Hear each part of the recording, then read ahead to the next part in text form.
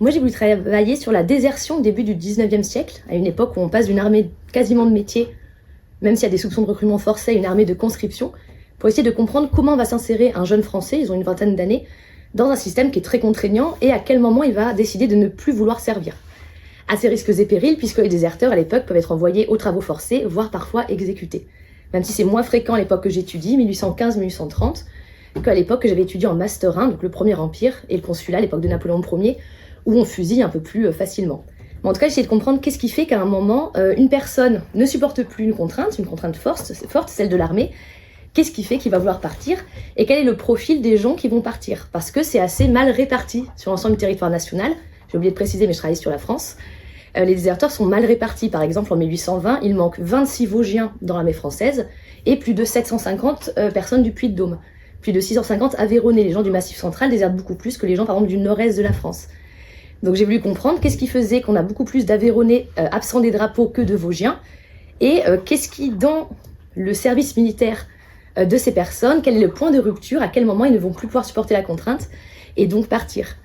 Pour ça, j'ai essayé de retrouver la parole des déserteurs et ce qui est très pratique, c'est qu'à un moment où on leur demande de parler, c'est en conseil de guerre. Quand ils sont repris, quand ils n'arrivent pas assez bien à se cacher, et j'ai aussi analysé, soit dit en passant, tous les réseaux de solidarité qui se mettent en place dans la société française pour cacher ces déserteurs, qui sont souvent plaints par la population. Donc quand ils sont pris, ils doivent passer en conseil de guerre, on leur demande pourquoi avez-vous déserté. Ou la formule rituelle, pourquoi avez-vous abandonné vos drapeaux, donc ils doivent expliquer. Mon sergent a été méchant avec moi, ma maman me manquait trop, mon père est pauvre, je suis rentrée pour l'aider, etc.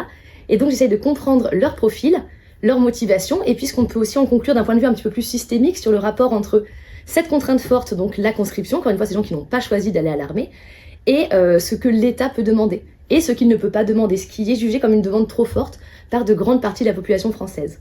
J'ai choisi de travailler là-dessus de 1815 à 1830, ce qu'on appelle la seconde restauration, parce qu'il y a très peu de guerres. Et je me demandais si les déserteurs fuyaient le combat, parce que sous le Premier Empire, ils désertent beaucoup, c'est de l'ordre de 10% des troupes de Napoléon Ier qui s'en vont de l'armée. Est-ce qu'ils fuient le combat ou est-ce qu'ils fuient la contrainte du service des armes? Il me semble que c'est plutôt la contrainte du service et le fait d'être loin de chez eux, ça leur pèse énormément, ils sont vraiment très tristes les pauvres, qui est fui qu'une question de lâcheté, de devoir fuir devant l'ennemi, etc. Souvent c'est juste à la caserne, ils s'ennuient, leurs parents leur manquent, leur force économique manque à leur exploitation familiale, donc ils décident de rentrer chez eux. Donc j'ai étudié ça en allant dans des archives départementales, des archives nationales, avec la vocation de couvrir à peu près l'ensemble du territoire national, mais en faisant des focus sur des départements un petit peu plus précis, notamment ceux qui désertent beaucoup. Et c'était un travail qui a été très intéressant à mener.